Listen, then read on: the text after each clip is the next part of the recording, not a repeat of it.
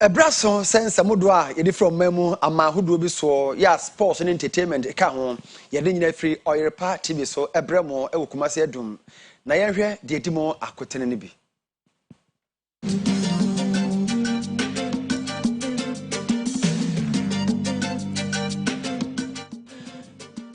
Ora napo na oye Franka tufu abedi kire ema Dr. Abaumia na wokwa apro e wo denkyira ode nsem bi atodwa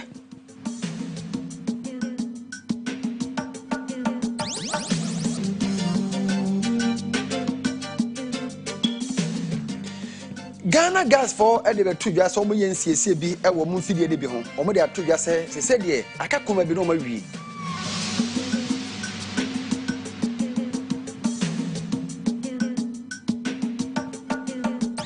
Yebeko asen fosu emabru bi buafu NDC nipa wo gina prako mrahye begefie se waka se bi wansana no a wo mo ne de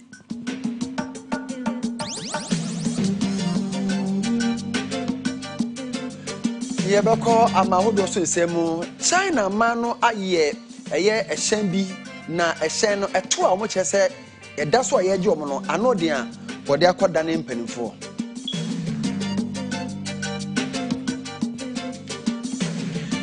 Abusa for some no adoso de motie yi eye tifin sama kiremu no yede ba yede aseda Emma Faith Homeopathic Clinic yare bia hawa ukoho a omeboa omo nuru nketenkete a esa yare akese etifo ni kire honom seye mane mema nhyiam yare ahodo asthma ene hawo anase be ma woye mre wompem osa yamkuro ene ani a ahenema akokobin 18 ena omo frɛ omo 0246 728675 na waje so opese otu kwan dia express group wo ena du betu kwan no se woko school okoye adwuma anase wokosere wo bie osa twro international exams ni bi e wo ho o kire wo ma wo twro IELTS ni TOEFL ene GMAT ni akeka ho no kurabata ne dɔso kumase de wo mo wasa for labor runabout na so na ba so airport runabout ubetimi afre 055 555 0067 na ya je so ena boss ba electricals edin kania bob ne wires ena ba dwa so abusia bra na be je ode wate CCTV cameras and fan ceiling fan eka ho ye wadum boss ba abro saye mu ubetimi ato yankra e wo 0536 095966 ofra ya no ya beje wo so anwumre me ka mo say ya dem live e wo Facebook ena YouTube enso ka ho medin de Oduefour Nana Asabre pinamai ena menemo de ahien ebisa for nsem no eni Jumadi asunku bi ekoso ewo enkran ya okopa ehontoma na eye Royal Ghana Gold Refinery ase na omampani abede kire ya wotu franka de ama MPP amanyoko no Dr. Alhaji Muhammad Baumia ede akotodwa se wotu anamo bi a anamo wotu no se ye ma yesidi ne so na ye ma ye gold no a ne nyina so okra no ebeye pepepe se de be ya gold no sika kokko no ebebo yesidi no chidom a dollar no any pounds no entimentwe na abo so na yepese edi ho nkomonti ya kwa ahoma no so na ye ne Dr. Evans Nunu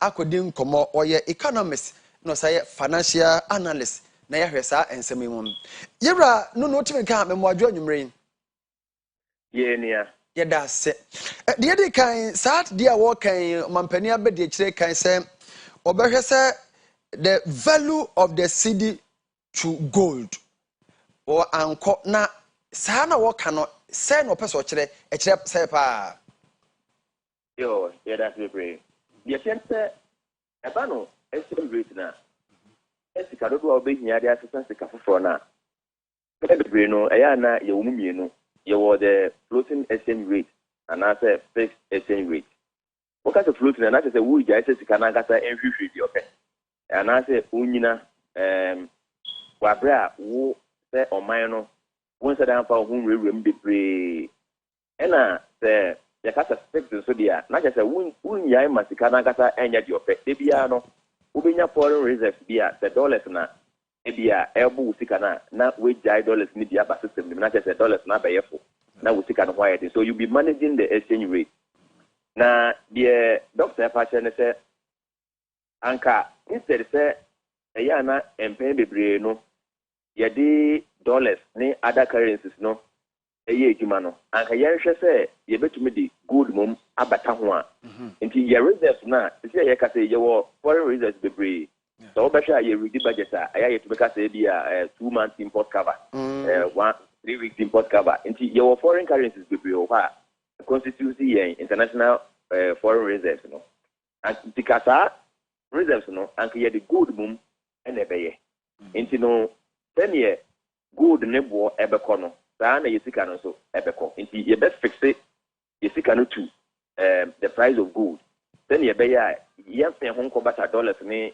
other currencies ni be especially dollars no ema yesika no enko hardware into yes we will focus on gold into the export certificate near kind of gold standard and as a podcast the kind of gold standard no and no na opese osan the back opese Ghana you bet media ejuma but you emusu so be brave and when I come busa say na you betima ya mana ye yes it's very very difficult because the thing is a new strategy a old strategy e wo dada na amafo anasa amai bebre na achi wo ho efiri. In fact, England, the first country adopted the gold standard in 1819. And the US is a follow here. After Second World War, most of the major countries in the world they use the gold standard. But now, and the reason why other nations the gold standard no too many say now one more into that politicians because Obasha Ghana highway politicians they just the good system in the 2022 now. Think a good won't me ain't trying to be bringing na at the inflation now. Now most of the countries of the world they use the gold standard. But we are seeing now to say they be MWA or so into Yema US dollars bata gold standard no. In 1971 and US for president Richard M. Nixon Kato already a pass be a waso. Na ochim na maya aka no so nyina aka say womo echi wo hwefi. Now so before that in 1931 England dey dike aka say no because England yes because they discover large quantities of gold around that time not over full control over gold price. No no ka say dia then e be ya internally womo politicians no entumi M20 sika be brain na cause inflation no. That dey womo sika no kojina gold no so into gold do ye wo no and e be say sika do ye wo. Oh, and but that formula no, yes, it's a formula. Into the encampment say your vice president, Baumiasi, or the BA Jumadia, Anka, on say yes, and your Bayanapa. Yeah. Is it going to be under a central bank, a Bank of Ghana? Because no almost be set up currency board, sir, and behave say central bank no. And a woman will make you man so Mobesha say that part of the economy no, a Juman after that. Part of the monetary system is working. In Ghana, no, yes, no, you the best central bank na abana control, and na say you best monetary currency board. Na enona control mati. But ni na no, ye this uncle because or can't to water sa no. I was told to me, a bit him now or check my or be part of the implementing. They na ya me clear. Na Mr. Nunu, ebrebi say obeka say obe arrested. Dollar no na what the yidikura kwa koto baby kura no na kina kwa koma IGP eno yan hweda hu so sa ema oka we no mo a mo nim sekasem no mo gidi. Oh say it's about the fundamentals of the economy. The fundamentals ni weaker. Obeti head you be nyina but be just a short while be 1 week case. Yeah. The economy no is healthy. If the economy is healthy, your currency will be healthy. The economy no fundamentals ni shaky. Currency is very shaky. Until we say maybe we release reserves into the system, but 1 month, 2 months, a better go back into the year you won't be able. So Obesha, one more year good for oil system be concept. Say the beya anka sika ye dana na record dollars ekoto oil no petrol ni ade no anka ebebuama ye jai nanka cities na stable. You must say ye good for oil no.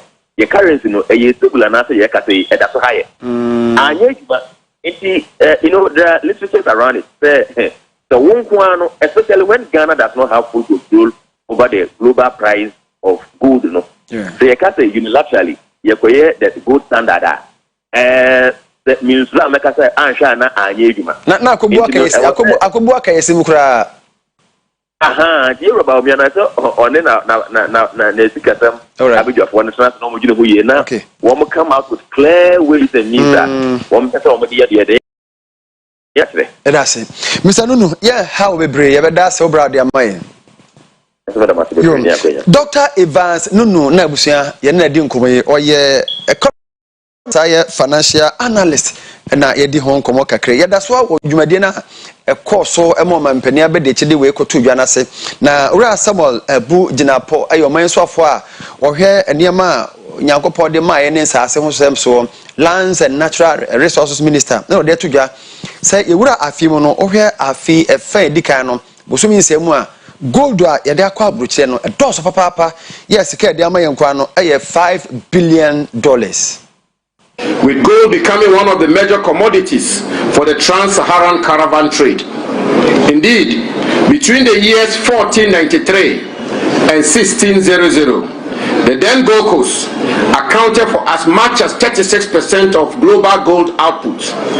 And even though we were overtaken by South Africa, by dint of hard work, not only have we regained our position as the leading producer of gold in Africa since 2021, dormant mines like the Obuasi and Bibiani mines, and we currently have 3 large-scale gold mining operations actioned by Newmont in the Ahafo region, Azuma Resources in the Upper West region, and Kadna Namdini in the Upper East region, which is set to pour its first gold before the end of this year. These new and revamped mines, as well as the expansion of existing ones, will ensure that we remain on top of gold production for the foreseeable future. These are exciting times in the mineral resource industry of our country. Already, Your Excellency, gold exports from our country for the first half of this year alone amounted to $5 billion and is projected to hit at least $10 billion by the end of this year.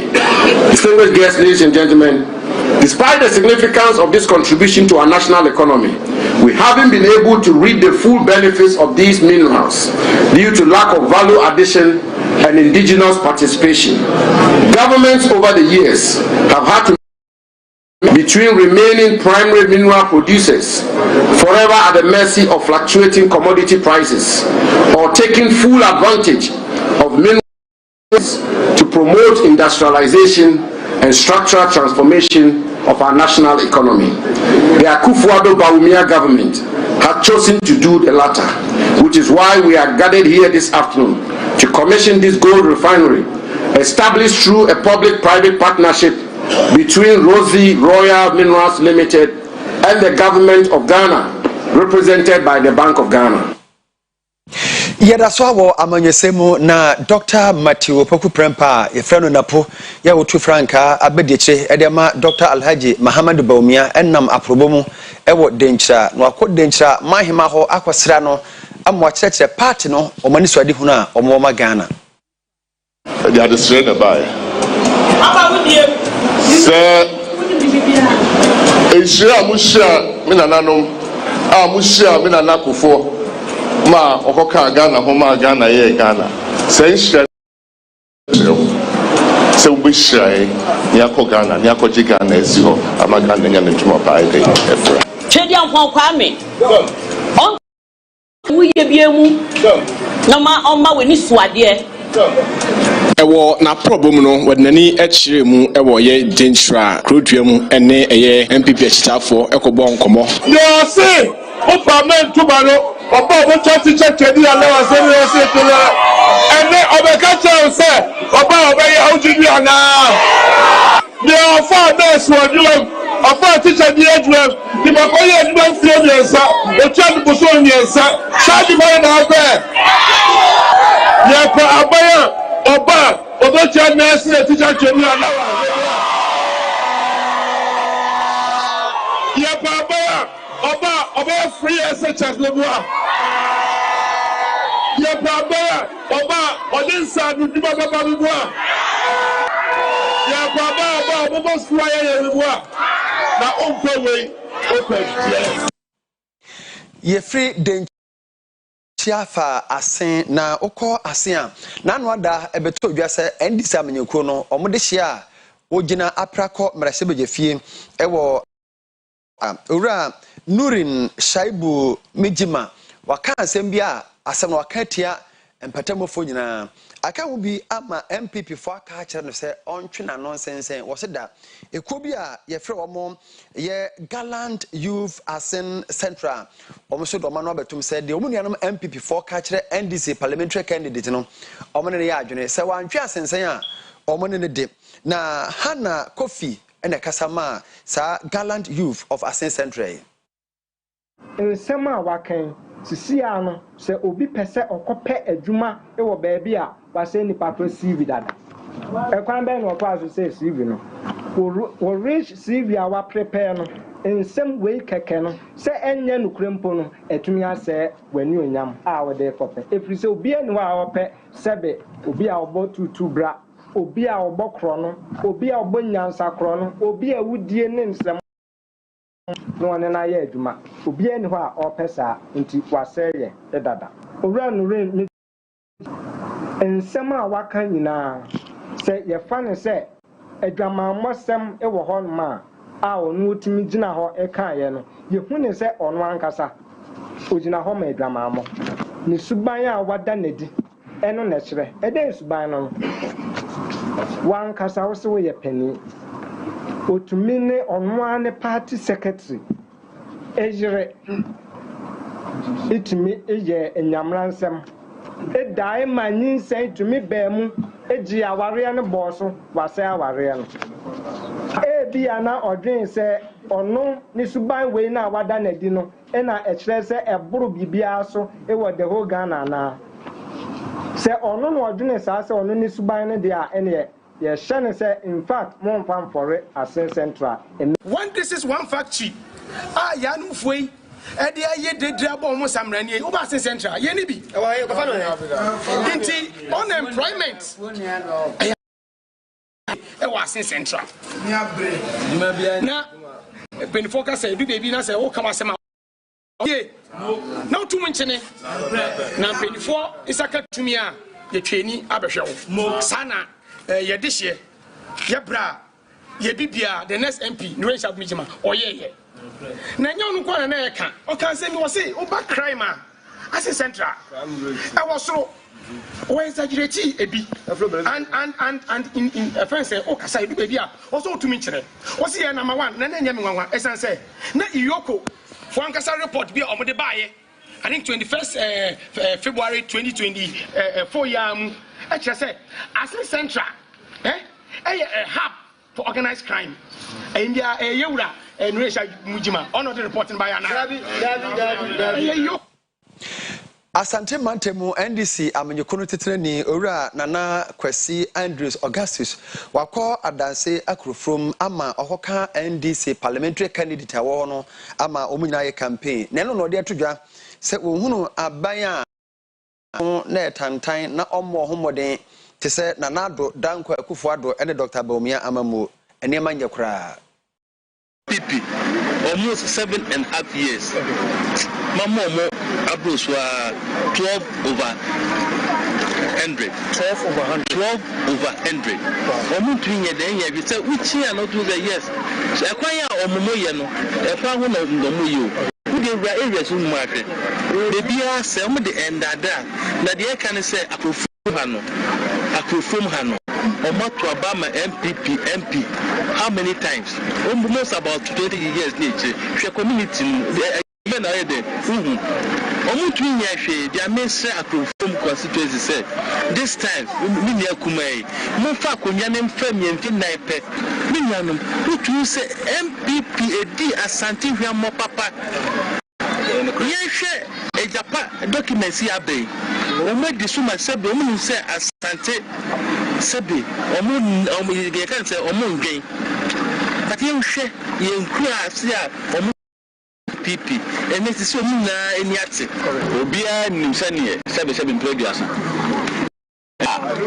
NPP edi constituency and ye koye ye wa hemfu bia sebe o kasa what mean say na o yesu ye o mani bia yihie omo kasa o hwe o mani ase na yesu and ye MPP fo a yihie omo confess openly say MPP for but ye nto aba ma MPP bi and can na ye de colors ye de symbols and then it be Abama do baby, I'm a neck will be able to say.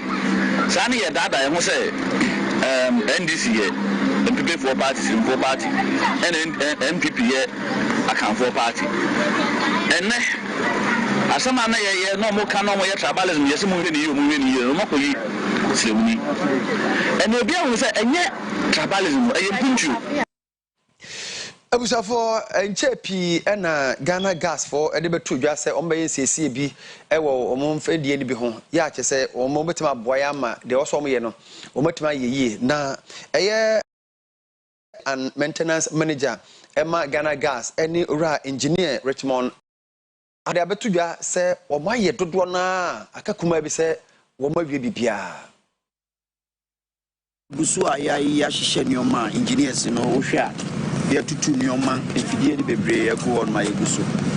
I can tell you that by 60% of the maintenance is done so far, and even meeting the deadline I can say on the 17th no efidie no the behihye bibia na bibia tumachi bia obabia ne ahwe ya sakra mu na ya de nioma nyina oba yensuma ba behunu say nioma ekoso engineers ni ya dwuma de welde de o mia mfidie mu mia de o tutu boat de oil afamu ye de o sakra bibi plant is a whole ya moyi say de be ya ebe managina ne na so brane etima ya dwuma abo dwuma de droben mu edim from a jana timi akọ ama ye nyinam kane ane adibia ye LPG any other condenses na ide abo ama Ghana for etimenya so mfaso nti ye no maintenance de ya de a ye afana nyina no gas processing plant via no ye sa maintenance culture so de be boa ama fidie no etimegyina ne na so na bo adwuma ide ama the people of Ghana to maintenance e do how be and also the cost they be and how be am how they say you making sure say you making alternative because alternative ya yenhye ya to wa ya dey say adwuma say and from a jar ya dey nam from dey call akoma nyinam kane ano ya ye bia fi sankofa sankofa de no eko akoma from a jar no etimi am ye nyan kane. So you assemble all of them or you compart all of them through our planning department and schedule and do a maintenance on. And we seek approval from the Energy Ministry to shut down to address all these maintenance challenges. Before any work will be done as well, there is an assessment from all departments in meetings in connection as well with other departments from external companies or our stakeholders. And then we have those discussions as our chief executive officer has been the head. The jobs that needs to be done, we look at the cost component of it, the risk assessment of it, we look at the jobs that we might have to consider to be fair, and we look at the consequences of deferring. Some of the jobs might not need to defer, and we have to address them during a shutdown maintenance. Yako votareje framantem mepe ena yako akudri na adesi ya wono ede ato aban no se krom ho akwan no ontene ni mehwe na onyama wo mo eno achi monchimonka efrense gutters anase drainage system eno so onfene ni emehwe ma wo mo na omo kasama fo kasama wo mo eye ura kwabla abadati eno kasama wo mo. The steel bridge across the river Atlapa linking Adidome to Japan through Mepe Saikope has not been attended to. For now, all motorists have been directed to the tour through Dadome to Adidome, vis-a-vis to Japan. The Atlakpa Bridge is very crucial for the communities because human activities have come to a standstill since the collapse of the bridge. One, we were pleading for street light to probably brighten the place so that at night those crossings will be very safe. Then there are instances where, due to unawareness, people come to fall in the stream. So there are 2-3 instances. One, it even happened late in the evening, around 10-11 p.m. So due to the benevolence of some guys, I would call it, some young guys were around here, they came to the rescue of that family. Otherwise, the leadership of the country, basically the district as well, come to our rescue, provided with life jackets. As you can see, people are crossing without life jackets. The ones we are seeing here were donated by the MP, Honorable Samuel to Ablakwa. So we are pleading that the assembly take it up and give us some life jackets as well. Then also, the street light is very key to us. Priority. That will rescue or that will lessen our burden. The life jacket and the bigger boat is just to reduce the danger we are facing now. My quite be our fans say I could to my son with Nyako Ejime. Until the harbor market high. Your man any people Yahanedo. It is our chance you. So do so stop here.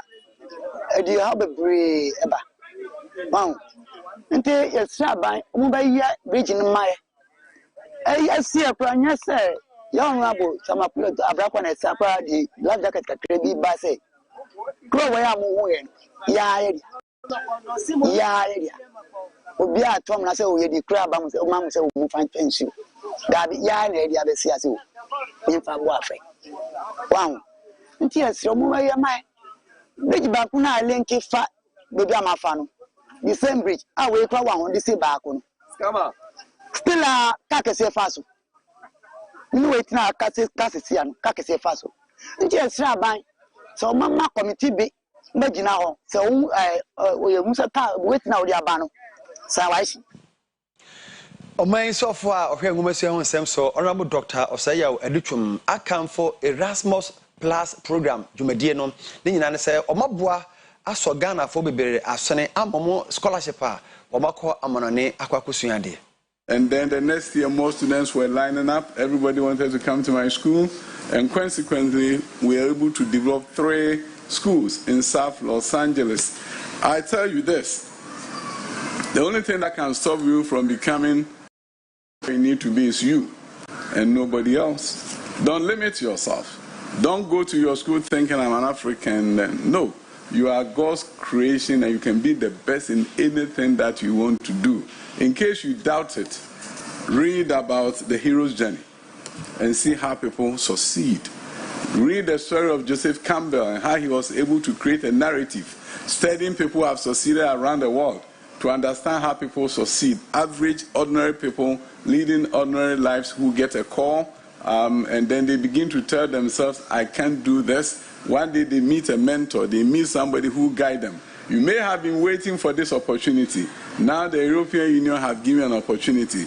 That is your meeting of a mentor. But what you make out of it depends upon what you do and your mindset when you get into your various schools. Understand, you can be the best in anything that you set your mind to. Understand that if you need help, you ask. You don't go and sit in your small corner and lament about the fact, don't get these classes. It's not like Ghana. Over there, if you need help, you ask, they will give it to you. Your professors will be very happy to know that you are struggling and that they should help you. Professors in America and European countries are not interested in your failure. They want you to succeed. I was amazed when I went to America and taking a course at the master's degree program and the professor announced that this exam is going to be an open book. You can bring your book, bring your notes for the exam. I'm saying to myself, what is this? Open book exams. I couldn't believe it. And then the professor, I just want you to pass. So when the question is posed to you, you can go and check in front of you in the exams room. But if you don't study, you spend all the time trying to find where the answer is. So you still study. But it tells you that my professor wants me to pass the exam. And it was so refreshing going to KNUST and graduating from KNUST when one professor enters the classroom the first day of class and says, in my class, nobody gets an A.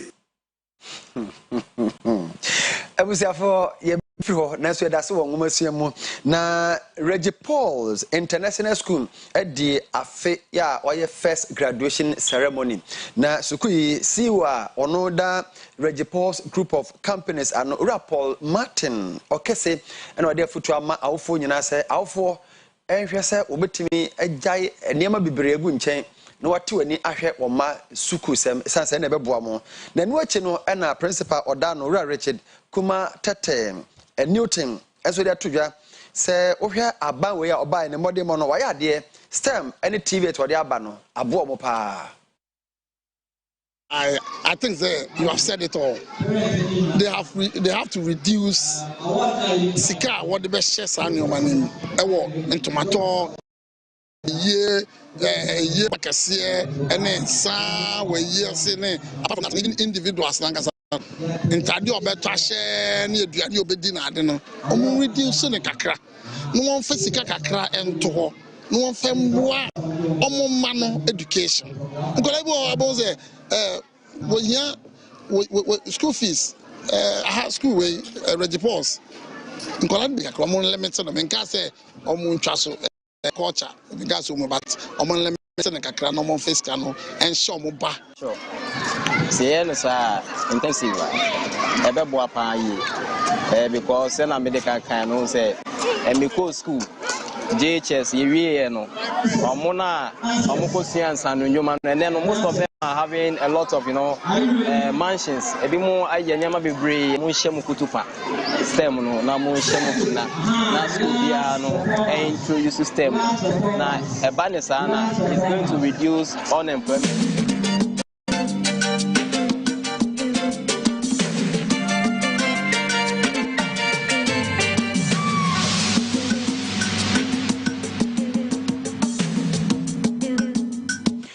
Eti yetiasi adwadie kase bomu omo awiase nyina mo hwe enuane so e de atodwa se e wo se aban no ene omo a ema enuane ka bom na enuane a nya yesa ne se kwa no e doso pa yenua Isaac ana e wo mo nchire mu Nyan dodo a yedi ewo man Ghana mu ye niema ahorowa a yekra ede fi amanfoforo so ede ba man nimu na eyi nam so ma impen dodo na ahotoso wo nuan kura o man nimu no enya ade a eye nika esanse niema ahorowa a ewo se mpanimfo di gua kwan so na enen eboa man nuan ebusu wo man nimu no enya ade a enen etimi koso eyi nam so ma Steven Fio nang na waya coordinator eda World Food Program anom eda go akire se e wo se aban ye hye ahorowa enen ebetimi abo akuafo ho ban na enen ama oman no ennuan ahotoso no eso ani $1.9 billion to post-harvest losses every single year.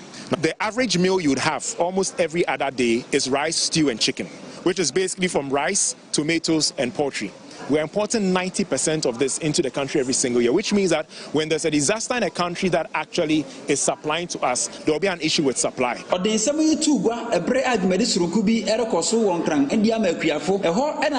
Franklin Soa, Director, Graphic Communication,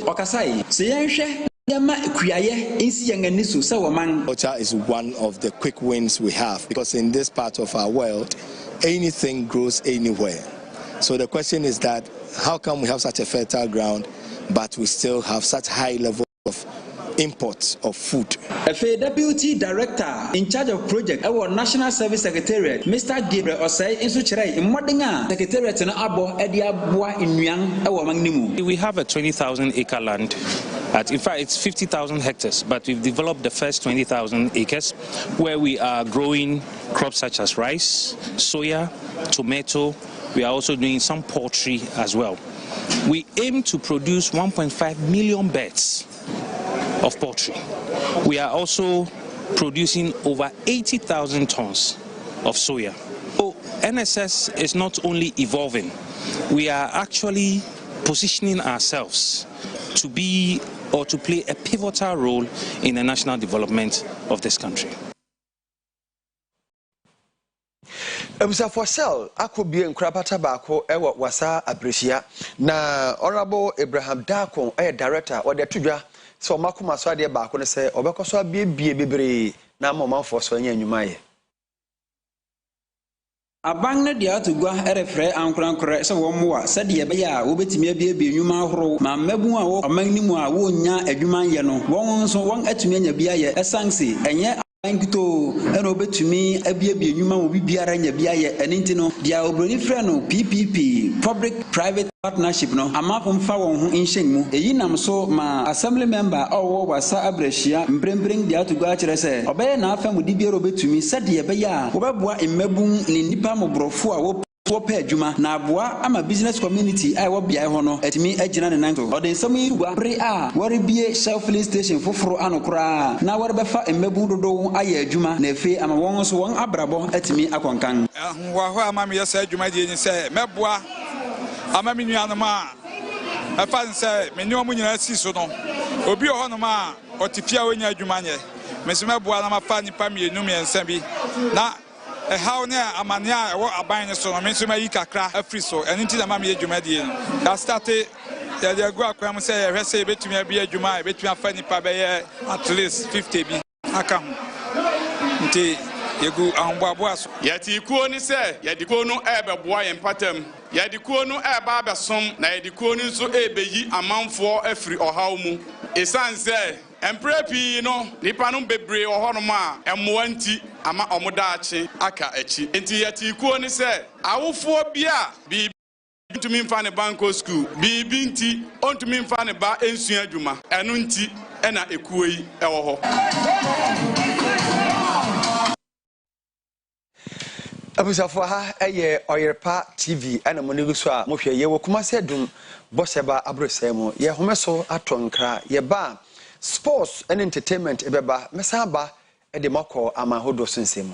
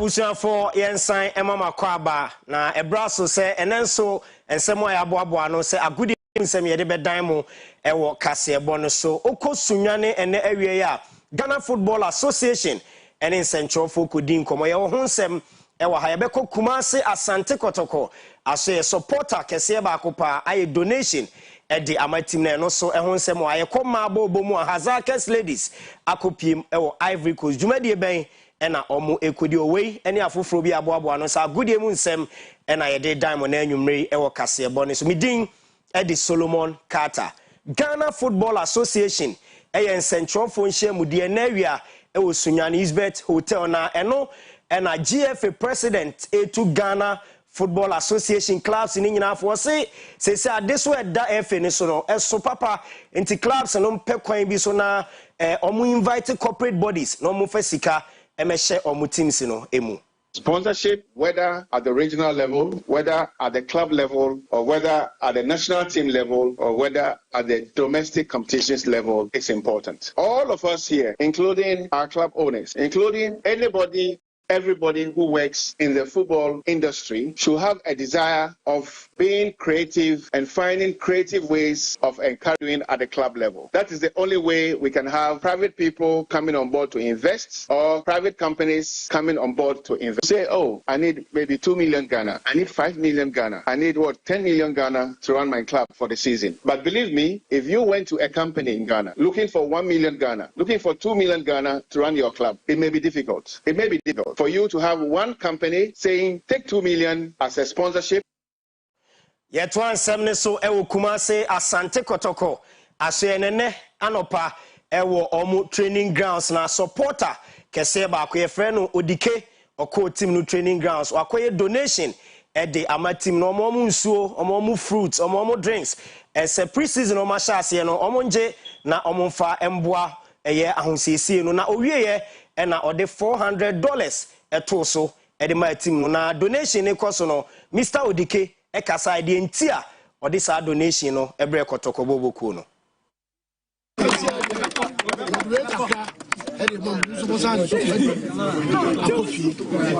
na sesiaro ijakocha na mu misade $400 asa ka ho se abufi abofa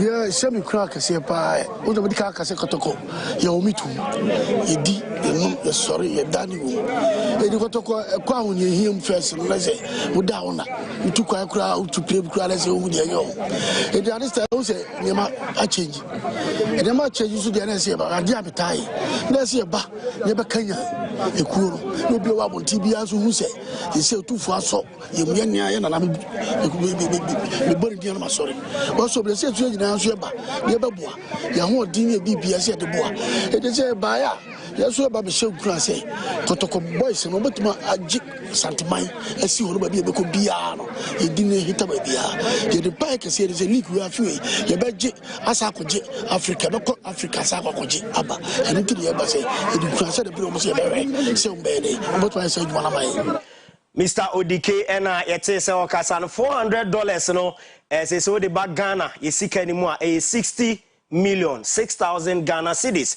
ena odeche team no wo brekronem na uko Midiema Sporting Club nyame ya adoma ene na wotwe stadium foforo Goldfields Ghana omasi ede amatakwa man no ombebia no na Midiema ene kotoko ene bebo ayonkofa kansie e wosago pramane so Midiema vice chairman Orani Din ede Mr. Samuel Seki wose ofrefre Midiema echitafo nyina se efiade DM ni omumra na ome support Midiema boboku no monhye kotoko on the 16th yerbu parki yene kotoko na yenyu obo ya no eleka kotoko a Ghana tipa kese bi ni pe kotoko na has bo metan nechi akoma pemu obiara eye kotoko ni se parki nyu Midiema ni ha wenwa na nje na eye kotoko ni we na ofa akoma pamba tayi na ye mmompa na Midiema hye kotoko na ye fe mbe parki na yakɔ enanim na yɛhyɛ kɔtɔkɔ yenim ana yɛkɔ yɛnkɔ yɛnechida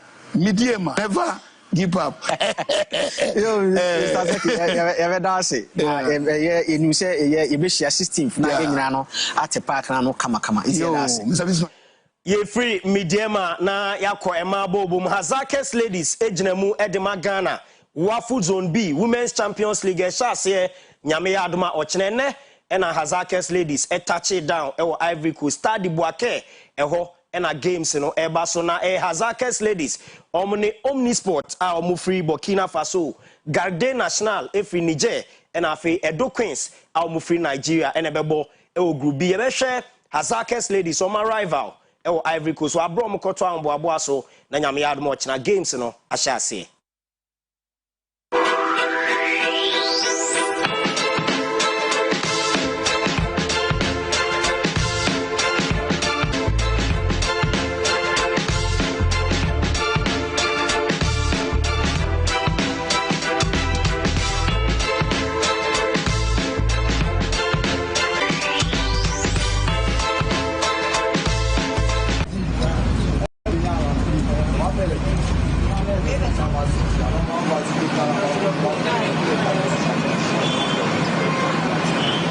Yekowie nsem no ewo amanone na Manchester City player ni dindi Julian Alvarez we free club nim ede na ni chim akosi akan ede ama Atletico Madrid ewo Spain Pep Guardiola head coach ede ma Manchester City wakasa ede afa Alvarez ni mover odi free Man City across Spain no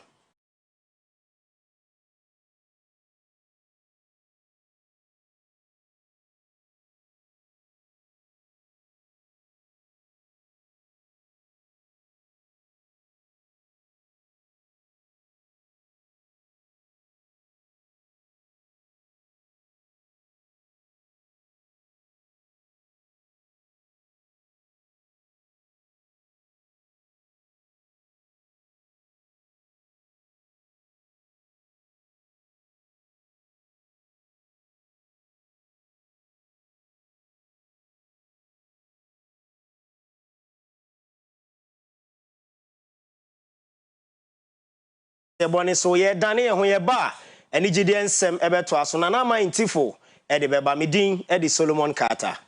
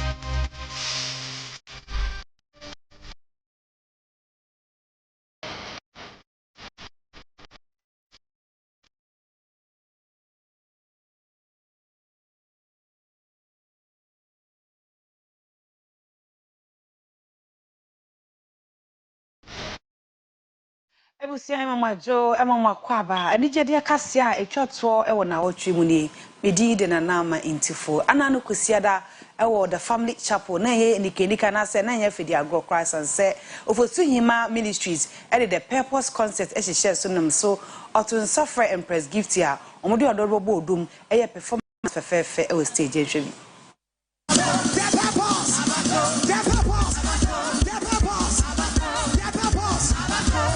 Sunny say, make us say the purpose. I will say I had so boy, the purpose. The patrofa for speed to be free, man. What? The purpose. The purpose. The purpose. Are you here? Are you here? Are you here? Hey, hey, hey, hey.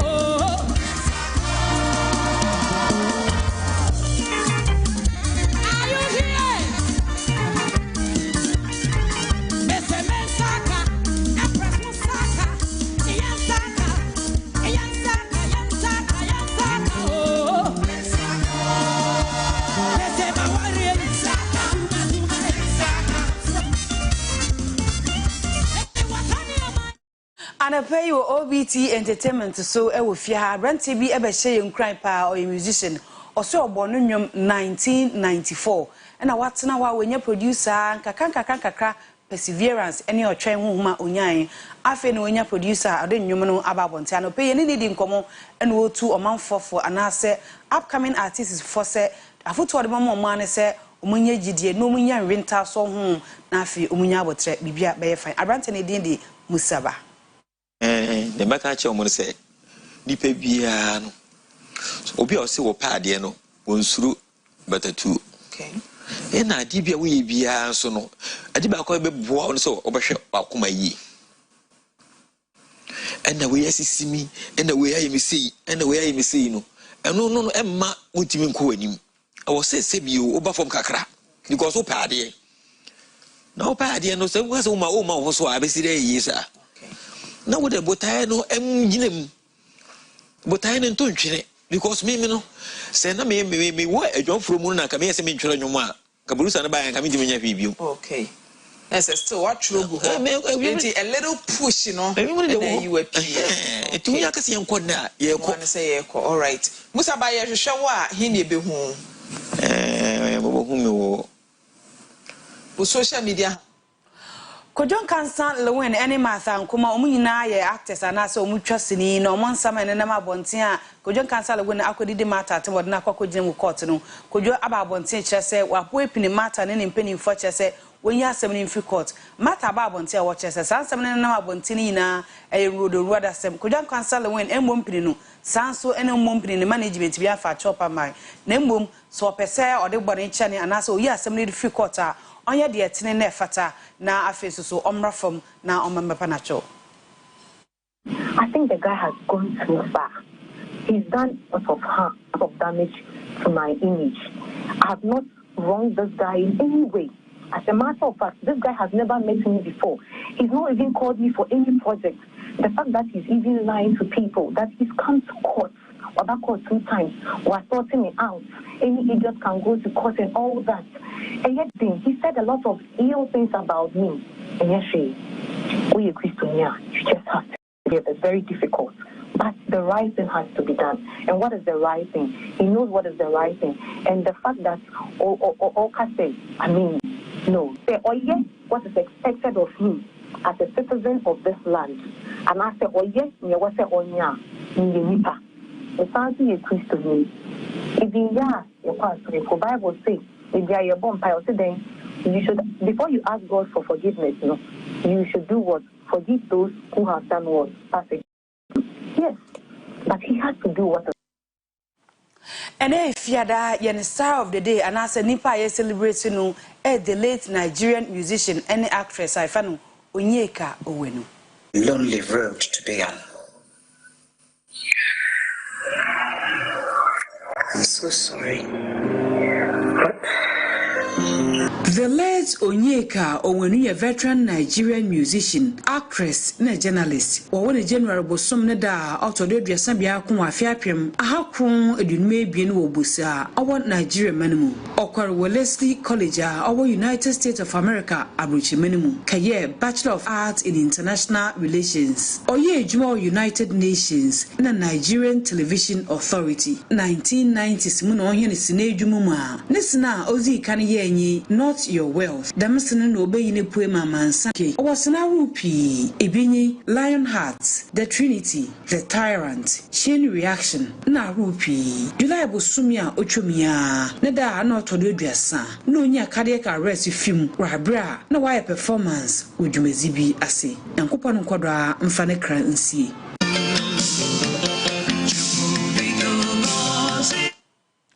Oduefour Nana Asabre prama ewie kase ebo no wamanone medi de nana ama intifo madawase amonwonu hwa abraw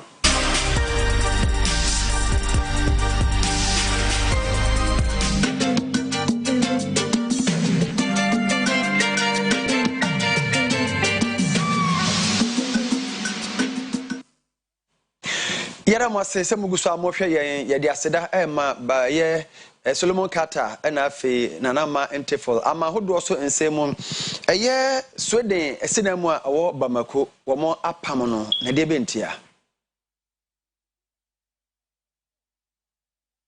Awudi a enche course of East Mali, my Korease na Ukraine man ashrafo bi ato anu nsie de wabra Mali rebels nso aduana ba ko nam so wu ya e kan hu bi ema Sweden ambassador wo Mali memu e ba abonten de betu dwa se e se Sweden man hwe no wotwa emo de bo Mali man e fisi ntimi ko bada se Mali man efoa Russia man tu trasem ne awudi a odie no so no akan hu bi ama nei Mali aban de krata ba abonten se Sweden man nsi anemu wo Mali memu no o man don hwe Diosumi onsesa ne niema nyina enfamfili Mali mem asemi beto dwan enya ama ahodo ne de cry fi se ohunu se opani na asem na okan na nka ochim se o se Mali man twe ne ho efri Ukraine man ne Russia ntokwa no ne nyina mu no Mali man chim se enya de obetena ho ama opani aba betena o mani masa beke kasa ansem akiro mu asemi akwakoye Sweden man Minister for International Development Cooperation and Trade Yuan Fossil eyapa ma opani so atwe krata aba se o magye atum o be ma opani no efri o mani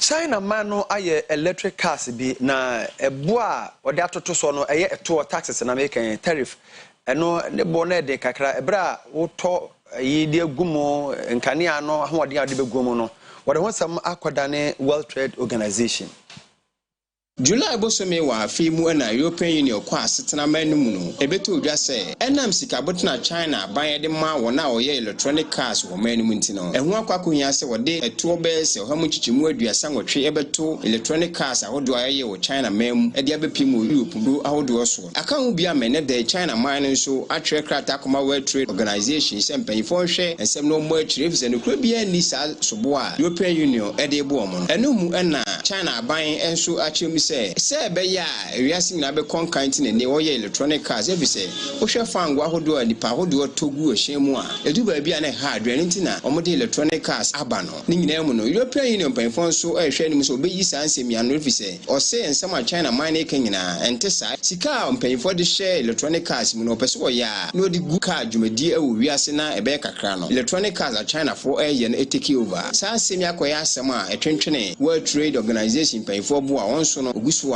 aye nhwemu afa sansemi nyina eho abusia yabada masene de kase bon nyina si na ye ka mo se bo se be electric cars eden kania bob ne wo yes na abadwa so bra na betobi faith homeopathic clinic yare bia ha bia okohu wo ma wo beboa wo yare a wo de akina bre na wonya no aduro no wo de ndubena nutayini hahama na be sa wo yare no wo de afa abefo kwan so ahenema kokoben na wo na express group sebra wa pese otukwan ukosuku ukoye adwuma e ba kope enwane express group wa pese mo trend international exams ni bi se IELTS TOEFL GMAT no nyina no wo kire bi ho e ma manfo twere twa pa nti akwantuo de enwane express group kuma se nkrabata ne mienu ba ko asafo labor runabout no so pe na airport Enkran wamo baako ewo First Light Carnation Tema Lashibi Goil Filling Station Sunyane or Silver House Tamale Ayana Building and Takrade obey market circle